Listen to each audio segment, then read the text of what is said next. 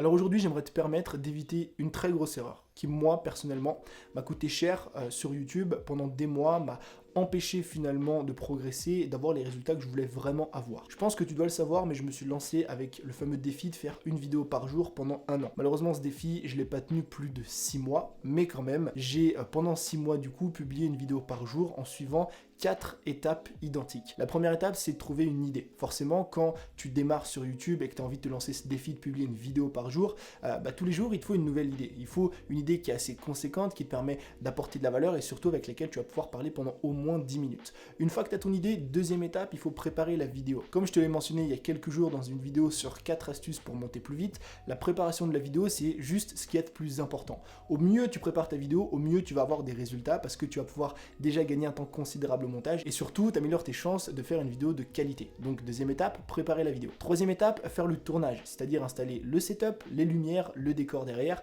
m'habiller, me présenter parce que quand tu fais ça tous les jours, je te garantis qu'il faut tenir la cadence. Quatrième étape, faire le montage et la mise en ligne. L'étape la plus compliquée finalement parce que c'est ça qui prend le plus de temps. Il faut faire le référencement, il faut faire la miniature et mine de rien, quand tu fais ça tous les jours pendant des mois, c'est extrêmement usant. Surtout quand à la fin, t'as que 200 abonnés. Ce qui est le plus frustrant, c'est pas forcément mon nombre d'abonnés, ça à la limite je m'en fiche, c'est qu'un chiffre. Mais ce qui me frustrait le plus à l'époque, c'est la quantité d'efforts que je faisais pour le peu de résultats que j'avais aujourd'hui. Et j'ai commencé à me remettre en question forcément. Est-ce que ma thématique ne passe pas? Est-ce que c'est moi finalement qui ne rend pas bien sur YouTube? Est-ce que je suis pas assez drôle? Est-ce que je suis pas assez dynamique? Est-ce que le sujet que je traite n'est pas le bon? Est-ce que j'ai une mauvaise caméra? Donc j'ai commencé à améliorer un petit peu toutes ces choses-là. J'ai commencé à acheter une caméra que tu es en train de regarder là qui coûte plus de 700 €. J'ai commencé à acheter des lumières, à organiser un setup derrière moi, évidemment à l'époque qui n'était pas aussi bien qu'aujourd'hui, mais j'ai absolument fait tous les efforts du monde pour faire en sorte d'améliorer la qualité de mes vidéos et toujours pas de résultat.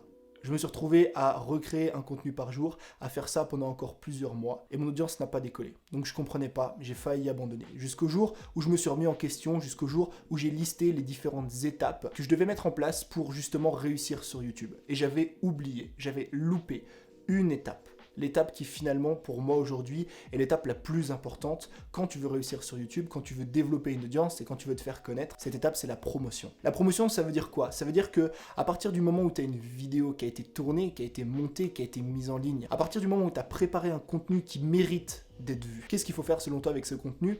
Est-ce qu'il faut juste le publier et ne rien dire? Est-ce qu'il faut juste le publier, ne pas en parler autour de toi? Est-ce qu'au contraire, il ne faut pas le crier sur les toits? Est-ce qu'au contraire, il ne faut pas dire à ton audience que tu viens de mettre un contenu en ligne et qu'il faut impérativement qu'ils aillent voir ce contenu parce que ça va leur rapporter de la valeur, parce que ça va potentiellement résoudre un de leurs problèmes? Et ce qui s'est passé finalement, c'est que durant les 6 premiers mois où j'ai publié mes vidéos sur YouTube, je ne faisais pas de promotion. Ça veut dire que je prenais l'idée, je préparais la vidéo, je la montais, je la mettais en ligne et ça s'arrêtait là. Je passais à la vidéo du lendemain, et la vidéo du lendemain, et la vidéo du lendemain. Forcément, quand tu fais pas la promotion de ton contenu, c'est difficile pour que les gens viennent te voir. Je vais te prendre une métaphore qui est extrêmement simple. C'est comme si tu allais dans le fin fond d'une campagne avec 2000 habitants et que tu allais ouvrir un magasin de vêtements. Peu importe que tu sois dans le fin fond d'une campagne, ton magasin de vêtements peut largement fonctionner si justement tu en fais la promotion. Si justement tu vas crier sur les toits, tu vas dire au monde entier qu'il y a un magasin qui est situé à cet endroit-là. Et les gens n'hésiteront sûrement pas, si tu vends des bons produits, à faire 10, 15 ou 20 minutes de route pour venir justement chez toi.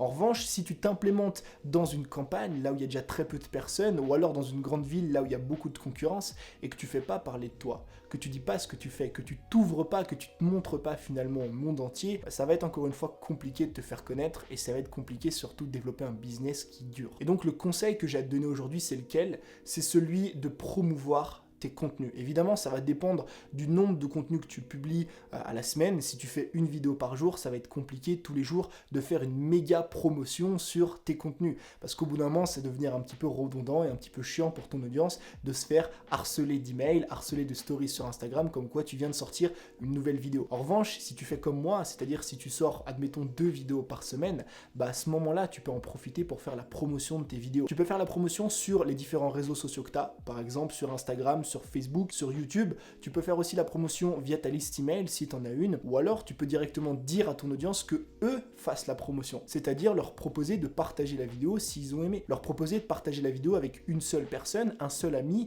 s'ils pensent que ça peut leur être utile. Si toi par exemple tu as trouvé cette vidéo utile, tu peux la partager autour de toi. Pourquoi est-ce que faire cette simple action de promotion, ça peut littéralement faire exploser tes résultats?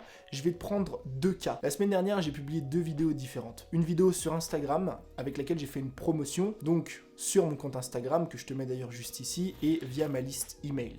Qu'est-ce qui s'est passé? En moins de 48 heures, j'ai dépassé les 3000 vues sur cette vidéo-là. Quelques jours plus tard, je tente une nouvelle fois de sortir une vidéo. En revanche, cette fois-ci, justement, je ne parle pas de promotion, cette fois-ci, je n'envoie pas d'email, cette fois-ci, je n'en parle pas sur Instagram.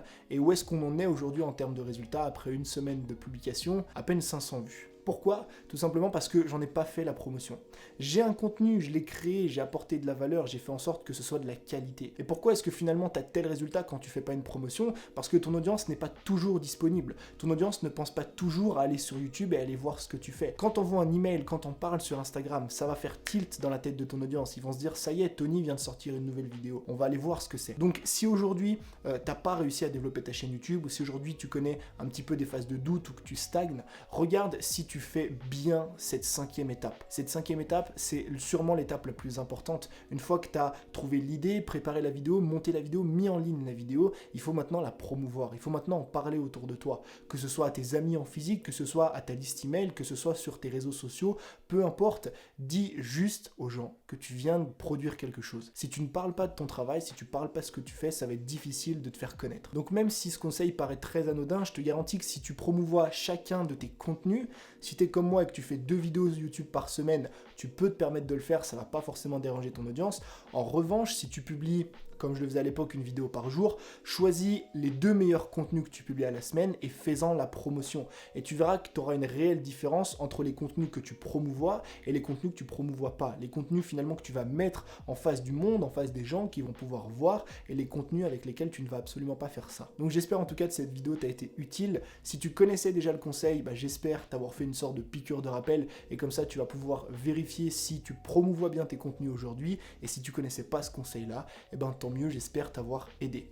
N'hésite pas juste en dessous à me dire de quel sujet t'aimerais que je traite en ce qui concerne YouTube. C'était Tony, je te remercie de ton attention, je te dis à très vite pour une nouvelle vidéo. Passe une bonne journée, ciao.